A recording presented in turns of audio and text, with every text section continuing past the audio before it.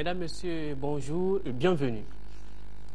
L'Association des scolaires et universitaires du Cercle de Bourem vient de lancer sa 12e édition d'action humanitaire. C'est ainsi qu'elle a collecté auprès de ses partenaires, le collectif Cri de Cœur de Corène et la Direction nationale de la santé, des médicaments d'une valeur de 2 millions de francs CFA destinés aux populations de la localité.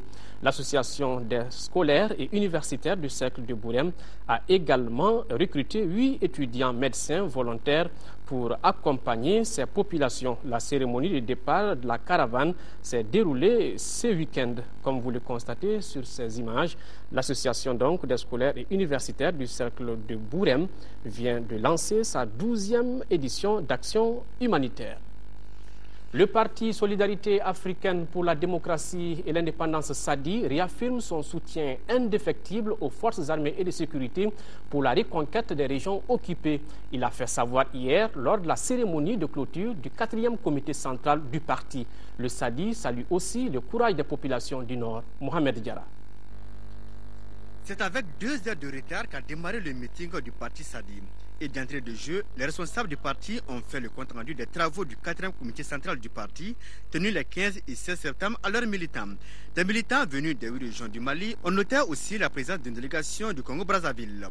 Dans la résolution qui a sanctionné les assises, le comité central du parti SADI apporte son soutien indéfectible aux forces armées et de sécurité dans leur mission de reconquête de notre territoire et le rétablissement de la souveraineté et de la dignité nationale. Le parti SADI dénonce avec véhémence la campagne insidieuse et malveillante tendant à exercer une pression et faire le chantage sur les autorités actuelles pour qu'elles organisent des élections avant la libération des régions du Nord. Le comité central n'oublie pas les populations des régions du Nord et leur exprime sa solidarité et les soutient dans leur résistance contre les agresseurs.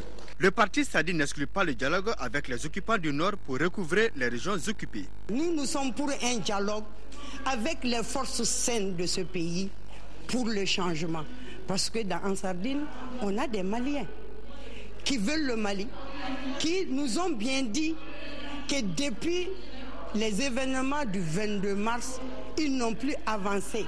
Les représentants des différents regroupements politiques et associations ont soutenu les idéaux et la vision du parti SADI. Ils ont tous exprimé le vœu de voir le Mali un et indivisible. Démarrage à Gao des cours de rattrapage, des cours destinés aux élèves candidats à la session spéciale du mois d'octobre. Dans la cité des Askia, plus de 3000 candidats sont concernés par ces examens. Nos envoyés spéciaux à Gao, Dembawan et Bourama Traoré. Les écoles rouvrent dans la région de Gao. Elles avaient été fermées suite à l'occupation de la région par les groupes islamistes.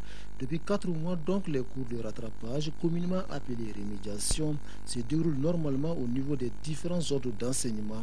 On a les meilleurs des enseignants qui sont à la retraite et ils se sont donnés volontaires pour nous donner les cours. Vraiment, les cours démarrent très très bien. Ainsi, la région de Gao prépare la session spéciale annoncée par le gouvernement. Une session à l'intention des élèves des 3 régions nord du pays. Dans la cité des Askia, ils sont plus de 3000 candidats aux différents examens. Nous nous sommes rencontrés et on s'est dit qu'il faut vraiment aller sauver les enfants qui restent. Parce qu'un grand nombre était parti vers le sud. C'est certainement ceux qui ont les moyens. Mais ceux qui sont restés n'ont pas les moyens et ils ne doivent pas être punis pour ça. Donc nous nous sommes rencontrés, les enseignants de bonne volonté et moi, au sein du cadre, on a dit de reprendre les cours. Et effectivement, on a repris les cours. Au secondaire, comme dans les écoles professionnelles, tous ceux qui font les examens, on a repris systématiquement et aujourd'hui, ça marche encore. La réussite de ces cours de rattrapage dépend en grande partie de l'implication des enseignants restés sur place. Ceux-ci accomplissent déjà ces tâches avec dévouement, souvent de façon bénévole. Je ne perçois pas de salaire du côté de l'éducation, mais je le fais volontairement parce que c'est encore le Mali qu'il faut tenir. Il faut tenir le flambeau, on le fait. La session spéciale, a-t-on appris, se tiendra au mois d'octobre et les notabilités, parents d'élèves et enseignants souhaitent que cette session soit organisée au niveau de la région.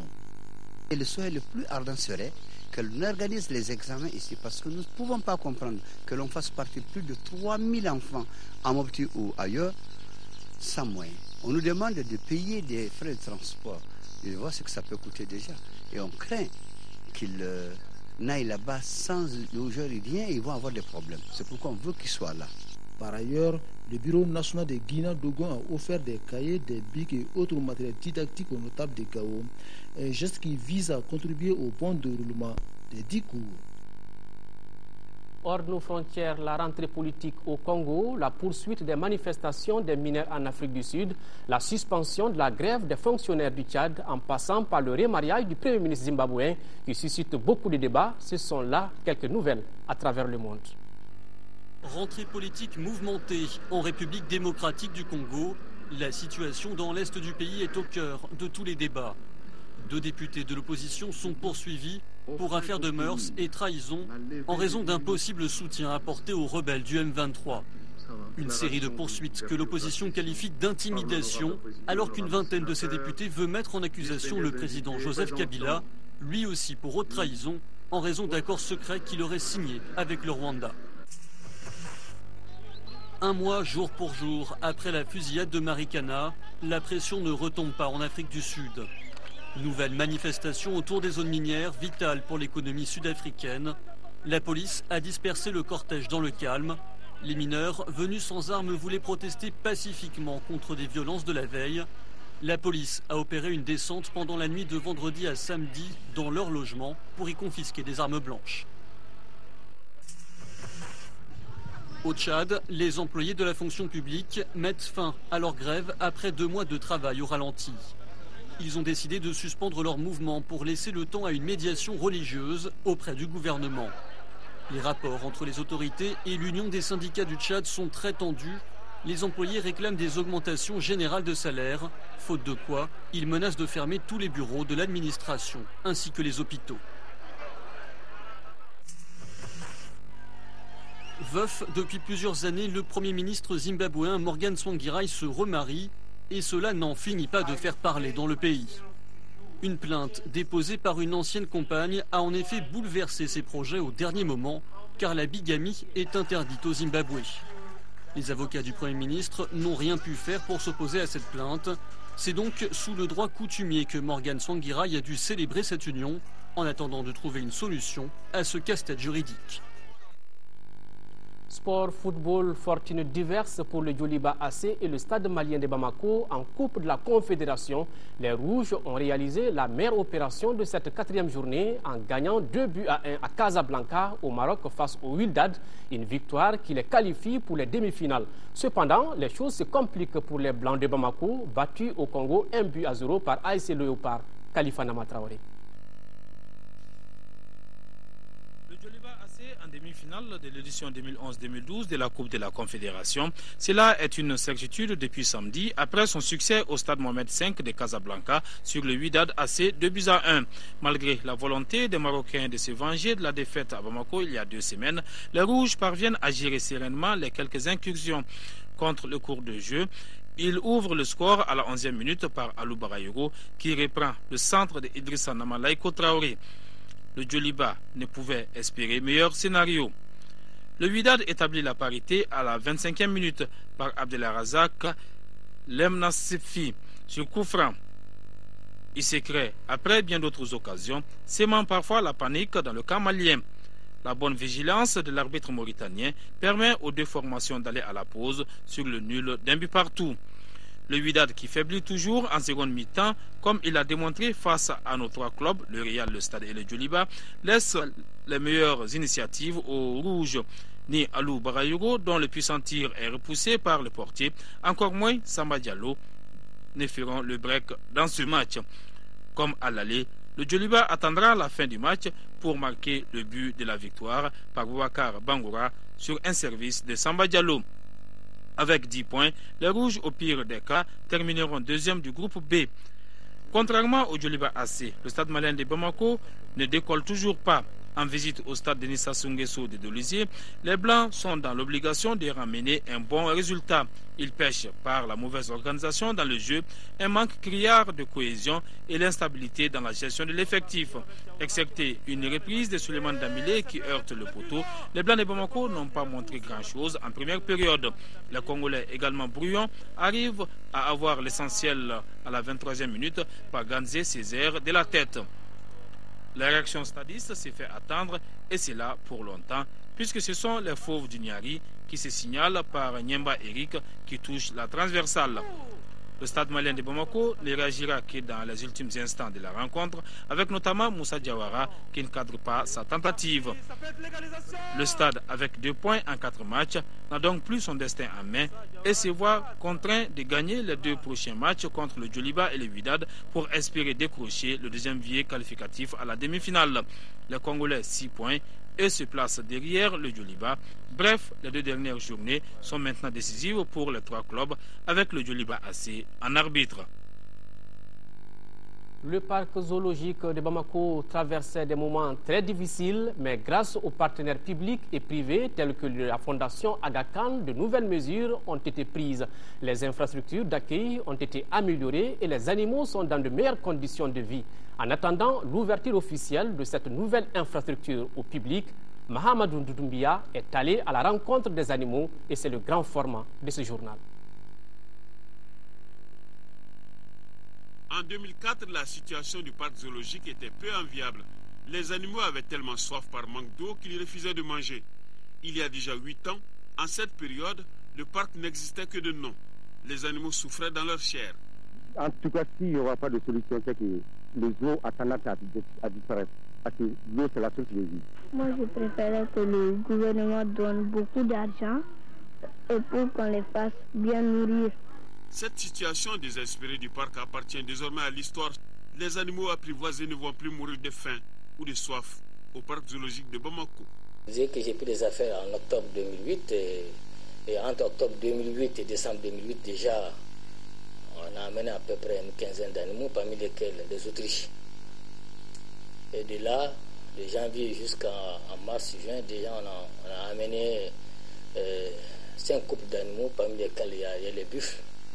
Il y a les bubales, il y a les hippotragues, il y a des cobs, surtout le cob de Fassa. Ensuite, un éléphanteau. C'est surtout l'éléphanteau qui a fait notre succès parce qu'il faut se dire que le dernier éléphant, je crois, doit être mort depuis 1979, je pense. Il n'y avait plus d'éléphants dans le parc. Contrairement à 2004, aujourd'hui, ils mangent bien, sont bien traités, bénéficient des soins médicaux donnés par un vétérinaire. On a un petit stock de médicaments. De l'autre côté, on a confectionné un petit cabinet vétérinaire là où on peut faire tous les soins des animaux qu'on peut transporter là pour les soins. Et là, on a l'essentiel du stock de médicaments d'urgence, des instruments pour intervenir très rapidement. Et sinon, on fait la commande des médicaments au niveau de nos pharmacies qui sont sur la place. Et il y a certains produits tels que les anesthésiques spécifiques, on fait commander de l'extérieur, de la France ou de la Belgique ou de l'Angleterre. Les repas sont servis à des heures bien régulées. Il y a de l'eau à boire pour tous les animaux. Mieux, elle est aussi utilisée pour créer un milieu naturel ou un environnement approprié. Si on fait venir des animaux de l'extérieur, ils subissent une période d'observation pour voir côté santé, côté comportement aussi de ces animaux, et on leur donne le temps d'adaptation au nouveau milieu dans lequel ils sont. Donc ça, c'est des périodes où il faut bien gérer les comportements, il faut bien gérer le stress, et après, très généralement, donc, vu qu'ils sont en captivité et suivis d'une manière sur l'alimentation, sur le comportement, sur la santé, très généralement, donc après, ils parviennent à s'adapter au milieu. Aujourd'hui, suite aux travaux de réfection, de reconstruction et de renforcement du zoo, le parc est entièrement rénové. Il comprend plusieurs sections et plusieurs entités qui varient des bureaux d'entrée aux bureaux d'information pédagogique sur la vie des animaux, des oiseaux et leur comportement face à l'adversité. Au dire de l'acteur directeur du parc zoologique qui a pris fonction en 2008, les conditions de vie de ces êtres fragiles, souvent en captivité, ont commencé à changer après l'alerte médiatique sur la situation du parc. Ainsi, au bureau des entrées, le nombre de visiteurs a varié de 80 000 en 2008 à 120 000 en 2009 jusqu'à 230 000 visiteurs en 2010. On a amené assez d'animaux, donc déjà en décembre, on est parti à 175 000 visiteurs. Donc l'objectif a été atteint et légèrement dépassé. Donc on s'est dit maintenant, avec 150 000 visiteurs, certainement on prend un objectif de 50 visiteurs mondiaux par trimestre. Alors on a commencé à prendre contact avec les écoles, à prendre contact avec assez de gens, on a commencé à parler en tout cas dans les radios privées et autres, là pour que les gens viennent, encourager les gens, donc en ce temps-ci. Et surtout vous dire que pour que le parc également s'améliore, il va falloir vraiment qu'il y ait des gens. Il y a des gens qui puissent vraiment entretenir les animaux. Les recettes se sont améliorées parce que les recettes sont passées de 3 millions à 11 millions. Donc dans ces recettes-là, il y a la nourriture des animaux, il y a l'entretien, tout ça. Fermé depuis 2011 pour des travaux d'aménagement adéquats avec un service de gardiennage et de surveillance approprié, les animaux ont aujourd'hui moins de stress. Ils vivent bien, boivent et mangent à leur faim. Fruit du partenariat public-privé, le parc biologique qui comporte le parc botanique et le zoo travaille en collaboration avec le réseau Aga Khan, chargé d'exécuter les travaux. Il reste la signature des documents pour déterminer les conditions de cession ou d'exploitation du parc. La grosse nouveauté, c'est vraiment la structure qui a complètement changé, de nouveaux enclos beaucoup plus ouverts.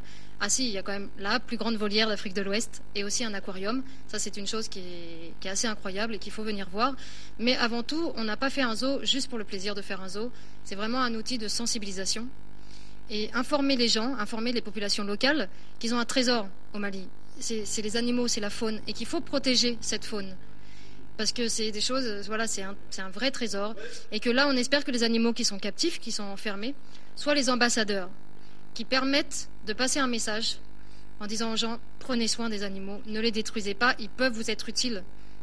Les nouveautés apportées aux zoos sont assez diversifiées. Différents types de serpents dans des vivariums et des aquariums contenant des poissons de toute nature, des lions importés d'Europe, des tableaux d'information sur des espèces et des identifications pour guider les visiteurs. Aujourd'hui au Mali, dans la faune, plusieurs espèces sont en voie de disparition.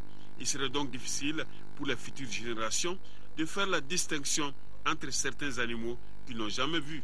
Toujours on doit signaler à l'instance supérieure quand même, nous on sent que quand même il y aura du débordement. Nous on le sent que quand même en tant qu'ici agent, on sait comment la population attend. Donc il y a vraiment des mesures, il faut les prendre. Et surtout même à l'envers de la population. Qui sont vraiment, ils ont beaucoup la curiosité de voir cette nouvelle infrastructure. Sans nul doute, à l'ouverture prochaine du parc zoologique, le public aura à découvrir encore plus d'animaux dans un cadre plus approprié, mieux adapté, plus propre, plus sécurisé, où il fait bon vivre.